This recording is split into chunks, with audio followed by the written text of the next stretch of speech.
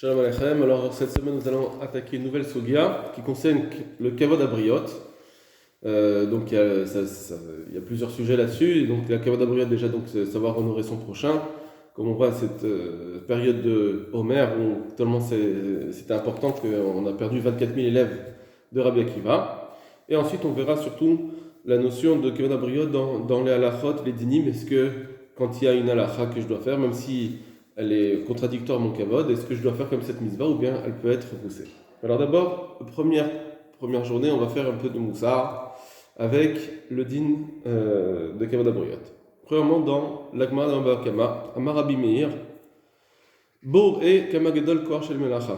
Regarde combien c'est important le travail. Donc ça veut dire, là ça n'a rien à voir avec nos sujets, il nous dit combien c'est important le travail des gens et qu'on ne doit pas les empêcher de travailler.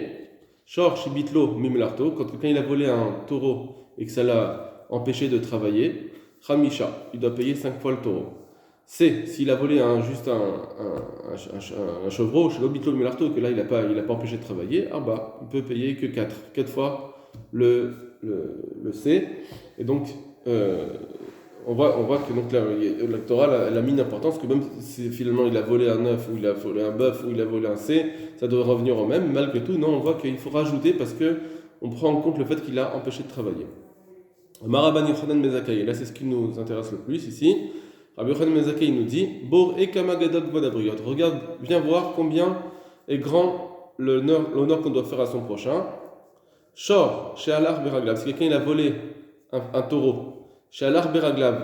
Et là, la personne, quand elle l'a volé, elle l'a fait marcher sur ses pieds. Donc, il n'a pas dû le porter. Donc, il paraissait pas comme un voleur. Khamisha.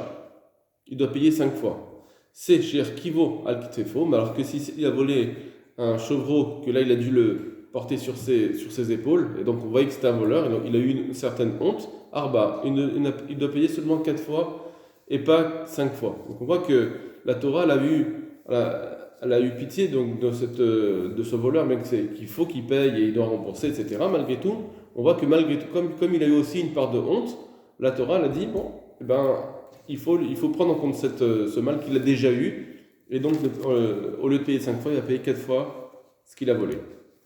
Rashi, c'est Sherkivo, Aganav al-Ktefo, lorsque le voleur l'a pris sur ses épaules, Vizilzel et Tatsmo, et donc il s'est dénigré, les fichach, et quel à Kadesh Baruch Hu, c'est pourquoi Kadesh Baruch Hu il a été un peu plus permissif, il a allégé la sentence à l'Av Betashlumin, donc pour le remboursement. Et le Meiri nous dit, Sarich Adam Leizaer, donc en fonction de cette Gemara, il nous dit, chacun doit faire attention, Arbe énormément, Birbodan Shabriot, à faire attention à l'honneur des gens. Parce que Amrou Chazal, comme les Chachim nous ont dit dans la Gemara, Bor et Kamagadol Gvod Shabriot, Shor Sholchim Merag Khamisha, c'est chez Trichol Aketefar Ba'a, comme on vient de le voir que la Torah a fait une distinction quand on a volé un bœuf ou un chevreau, on voit une distinction, la Torah a fait une distinction. Maintenant, on va voir la Gemara sur Rabbi Akiva, c'est dans Yebamot, Rabbi Akiva Omer. Rabbi Akiva nous dit, donc ici c'est une suite d'une braïta, où Rabbi Akiva nous dit, Lama Torah Belto, si quelqu'un a étudié beaucoup de Torah dans sa jeunesse, il mode Torah Bezeknuto, il faut qu'il continue à étudier quand il sera plus vieux. Pourquoi? Parce qu'il peut avoir encore d'autres choses nouvelles à apprendre. Ayulo Talmidim Belto, s'il avait des élèves quand il était jeune, Yulo Talmidim Bezeknuto, il faut qu'il ait des Talmidim, des élèves même plus tard. Parce que peut-être qu'il va avoir des nouveaux Talmidim qui seront meilleurs que les premiers. Chez Neymar, comme on voit, Baboker Zera et Zarecha, comme on voit, c'est marqué dans le Passouk, le matin, il faut que tu vas semer tes graines et après tu vas récolter. Donc on voit que le matin ici c'est le début de sa vie. On fait des choses au début et on a peut-être certains fruits, mais plus tard on aura d'autres fruits.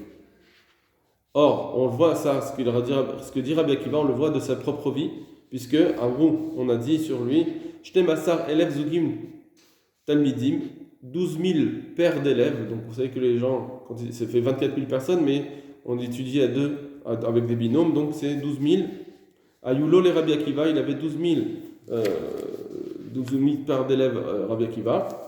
Migivad Antipharas, de cette ville, qui était, de ces deux villes-là, donc ces deux villes-là, c'était ces élèves-là.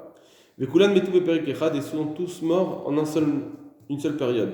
Ipnei shelo nagu kavod ze laze, parce qu'ils n'ont pas donné kavod l'un à l'autre, ils n'ont pas su honorer l'un à l'autre. Donc il va falloir expliquer. Vayaolam shamem, et le monde était dévasté de Torah. Ad sheba Rabbi Kiva etzel rabotenu, jusqu'à ce que Rabbi Kiva arrive chez nos rabbanim, chez Badarom qui était dans le sud. Veshan alahem, et il leur a enseigné la Torah. Et c'était qui? Rabbi Meir, donc Rabbi Meir Melanes, Rabbi Uda, Rabbi Yossi, Rabbi Shimon Bar Yochai, Rabbi Lazar ben Shammua. Vehem hem amidu Torah. Et c'est eux qui ont fait poursuivre sa Torah de Rabbi Akiva. Donc on voit ces 5 Talmidim là. Finalement il est passé de 24 000 à 5 Talmidim, et on voit ce qui est sorti de ces 5 Talmidim là. Le Maharal nous dit dans Chich de Shagadot, Vekulan metu pirush ka'asher noheg kavod bechavero. Davarze ou etsem achaim. Lorsque quelqu'un fait kavod à son prochain, c'est l'essence même de la vie. Savoir donner kavod à son prochain, c'est l'essence même de la vie. Comme c'est marqué dans la Gemara de Megillah. Bemar artayamim. Quelqu'un a dit à notre Rav, comment ça se fait que tu as eu tellement de longévité? Pourquoi tu as vécu si longtemps? Alors il dit, parce que parce que il répond, parce que je me suis jamais honoré en m'appuyant sur le déshonneur de l'autre, de mon prochain.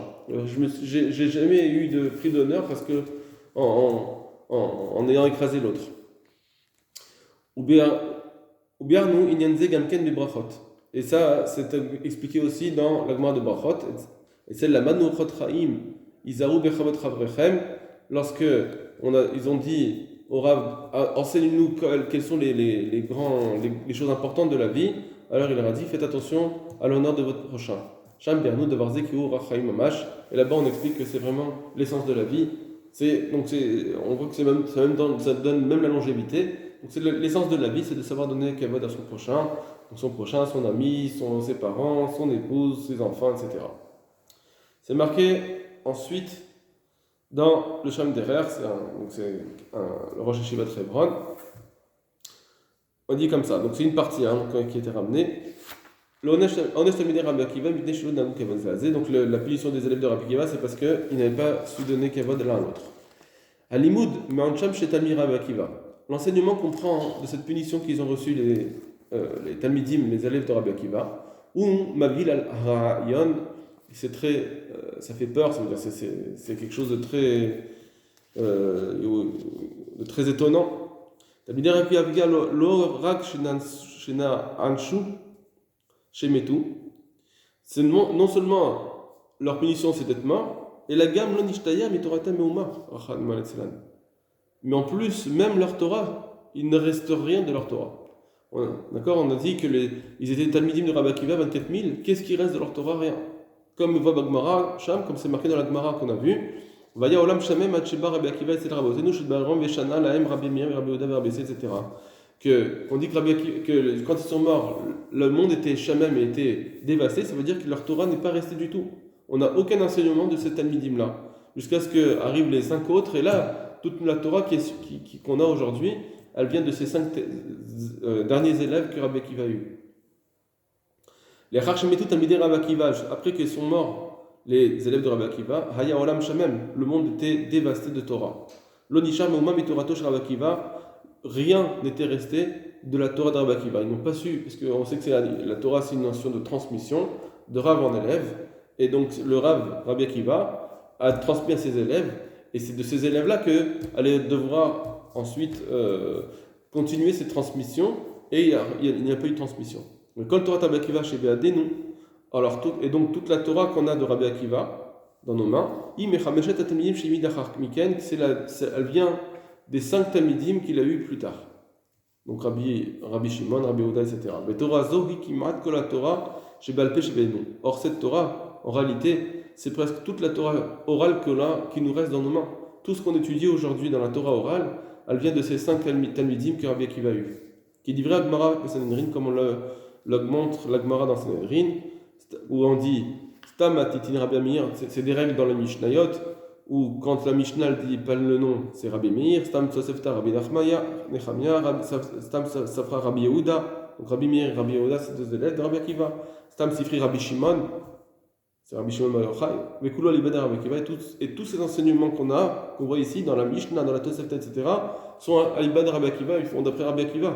Donc on voit que, en réalité, c'est Talmidim de Rabbi Akiva, c'est notre Torah orale qu'on a aujourd'hui. Au Pirash Rachim, Igmash et Lamdoud de Rabbi Akiva Morum, Rabbi Shimon, il explique donc ce qu'ils avaient étudié de Rabbi Akiva, c'est ça qu'ils nous ont ensuite transmis. On met à taille maintenant, à partir de là, est-ce qu'on pourrait évaluer, ou la halot, al-ksat ada'at, comprendre, est-ce qu'on arrive vraiment à comprendre à sa juste valeur, im kimat que la Torah chez Balpé, im echamishet al-midim alenu. Si on voit que presque toute la Torah qu'on a orale qui vient de ces 5 talmidim là, ma'ita Torah kavdalet alfei talmidim chez l'amdu minu shnei marbot. Si c'est cela, alors combien de Torah on avait dans les mains des 24 000 élèves? Parce qu'évidemment, ces 24 000 élèves, ce n'est pas des Rechaïm. Ils n'ont pas su donner Kavod, quand on dit qu'ils n'ont pas su donner Kavod l'un à l'autre, on ne parle pas d'imbéciles. On parle vraiment dans la finesse des finesses, et malgré tout, ils ont été punis. Donc ça veut dire que dans ces Talmidim là qui étaient des très, très grands rabbanim, combien de Torah ils avaient dans les mains? Si toute notre Torah qu'on a aujourd'hui, où il faut une vie entière pour l'étudier et ça ne suffit pas, elle vient de ces 5 Talmidim, alors imaginons avec les 24 000 Talmidim. Mais Torazo Nishkacha Ve'avda. Or cette Torah là, elle a été oubliée, elle était perdue. Kim'at benimsa bechol hashas mimra me'otam kavdelet elev talmidim. On n'a presque rien dans le Shisa Sidri Mishnah de ces élèves là. Ou bevadai kibuhem Torah mi Rabbi Akiva. Et c'est sûr qu'eux ils avaient reçu une Torah de Rabbi Akiva. Vechidshu ensipu chidushim, mais ils ont ensuite développé plein de choses. Ils ont beaucoup développé de cette Torah qu'ils ont reçue. Beshani Marabot, Shamdi de Rabbi Akiva, toutes ces années-là où ils ont étudié avec Rabbi Akiva. Et Kama Mufla Aya Ilu Torah Rabbi Akiva, Shamasar Levet Bet Alev Zoge Talmidim, Haïta Mishtayer. Et comment ce serait extraordinaire si toute cette Torah-là était restée. Malgré tout, Hachem a préféré enlever cette Torah plutôt que de la transmettre parce qu'ils ne sont pas donnés Kavod les Elazé. Et il semble que la raison à cela est que savoir donner kavod à son prochain, c'est le test de la droiture de chacun. À part le fait que c'est une grande obligation, c'est une grande mitzvah dans la Torah de savoir donner kavod à l'autre, en réalité c'est aussi le pilier sur lequel tient toute la Torah. Et si un homme ne sait pas se conduire, de façon correcte avec son prochain, alors la Torah ne peut pas résider en lui. Cette Torah elle ne va pas. C'est une Torah qui va moisir, qui va être pas bonne. Elle va tourner. Et dans l'explication de Rabbeinu Yona, al Divra Mishnah, sur l'explication de la Mishnah dans Pirkei Avot, il met derrière cette Torah, où on dit là-bas, c'est marqué, si quelqu'un n'a pas de derrière ne sait pas se conduire comme il faut, en tant qu'humain, alors il ne peut pas avoir de Torah en lui. Bière, Rabbeinu Yona explique, des Rasselomar, que cette Mishnah veut dire, chez Sarir Trila, les Taken et Tatsmo Bebidot, que au départ, il faut savoir arranger ses midot, ses qualités humaines. Et c'est qu'avec cela que la Torah va pouvoir résider en lui. La Torah, elle ne peut pas résider dans un corps qui n'a pas les bonnes midot. Et on connaît très bien les paroles de Rabbi Chaim Vital dans Sha'ar Kedusha, qui écrit chez Katav, Amidot Atovot Varaot, les bonnes midot et les mauvaises midot, Enkise Ve'esod, c'est le socle, c'est le fondement, Ve'shoresh, les racines, et la Nefesh Aliona de l'âme supérieure à Sechlit, à Sherbat Luin Tariat Mizvot Torah, sur lesquelles tiennent toutes les 613 mitzvot de la Torah. Et c'est pourquoi c'est pour ça que ces midot-là, elles ne font pas partie des 613 mitzvot. Elles sont le socle, c'est pas c'est sur lequel tiennent les 613 mitzvot. Mais par contre, elles sont la préparation essentielle et nécessaire, El Tayag et Mitzvot, pour les 613 Mitzvot, Bekiubam ou Bitulam, soit elles vont permettre d'accomplir ces 613 mitzvot, soit elles vont faire qu'on annule ces 613 mitzvot si on n'a pas les bonnes mitzvot. Voilà, Kol Tov Lachem.